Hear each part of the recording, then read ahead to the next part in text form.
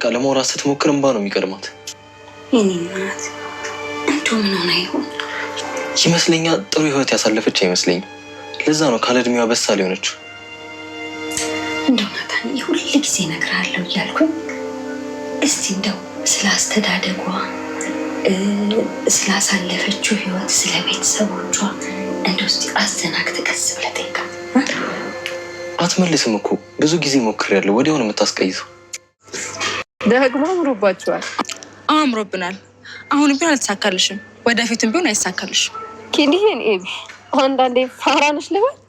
የሆነ ቦታ አብረሽን አትሄድም? አትሄድም። ያው እሳቸው አሉ። እስኪ ወንድ ከሆንክ እምቢ በል።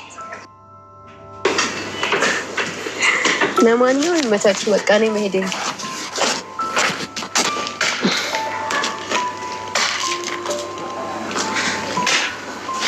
ለምንድን ነው ከኔ ጋር ሌላ ሴት የምታየው? ልትወጪ ነው እንዴ? አይ እንዱ ድንገት።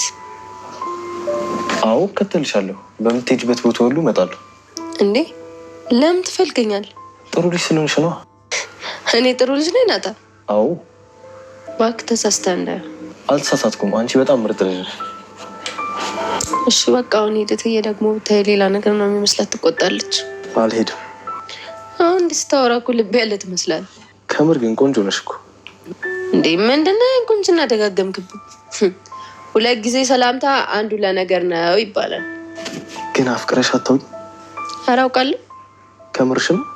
አሁን ምግብ አፍቅሬ አውቃለሁ። ቆይ አሁን ምግብ ይፈቀራል እንዴ? ከራባ ነው። በቃ ምግብ ብቻ ነው የምታፈቅሪ? ሰው አፍቅረሽ አታውቂም? ምን አይነት ሰው? ወንድ? አላውቅም። ወደፊት ሳታፈቅሪ? አላውቅም። የምር ግን ሳትደብቂ ንገሪኝ እስቲ። ከይቢ ጋር ቆይ ፍቅር ብንጀምር ደስ ይልሻል? ማለቴ ብንጋባ ደስ ይልሻል? እንዴ አንተን ከተመቸህ ለምን አይለኝም? ሲጀመር ልትጋባ አይደል የምትጓተቱት? የምትጓተቱት? አግኝቼሻለሁ። ቀንተሻል ዳጣ። ኧረ እባክህ እኔ ብትጠበስም አትሸተኝም። ሞገስ ምን እንዳለኝ ታውቃለህ? የፍጥረት አለቃ አለው። ስለኛ የሚጨነቅልን አለ፣ የሚያስብልን ፈጣሪ አለ። ስለኛ የሚጨነቅልን እና የሚያስብልን ፈጣሪ ካለ እኔ ለምን እጨነቃለሁ? በቃ ያንተ ልጅ ከሆንኩ ነው፣ ካልሆንኩም ደግሞ በቃ አልሆንኩም ነው። እስከዛሬ የሰጣችሁኝ ፍቅር ይበቃል።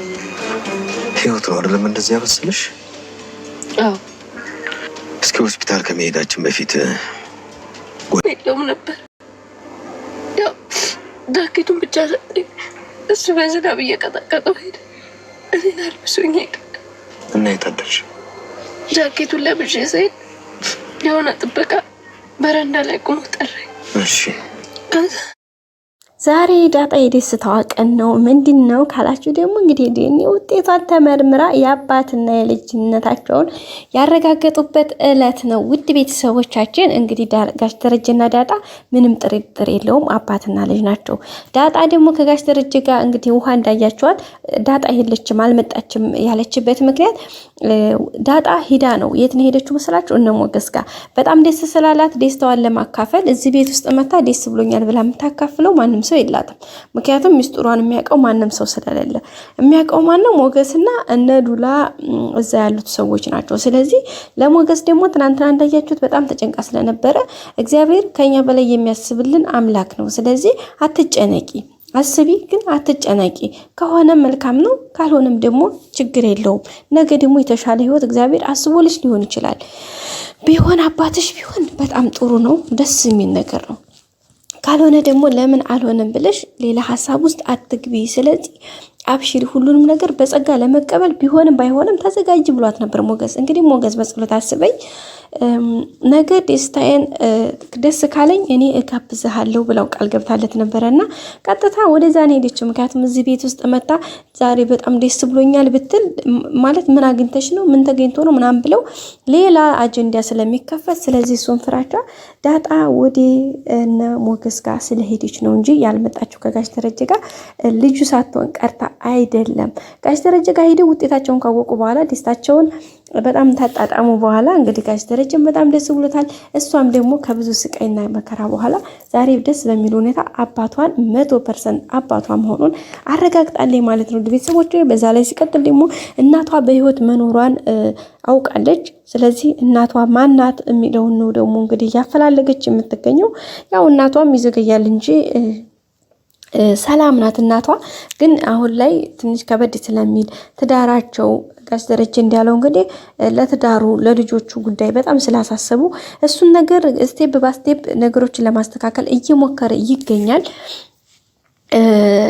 በቃ ከዛ በኋላ ነው እንግዲህ ቀስ ብሎ በሂደት ዳጣንም ደግሞ እንግዲህ እናቷ ጋር ያስተዋውቃታል ማለት ነው ቤተሰቦቻችን።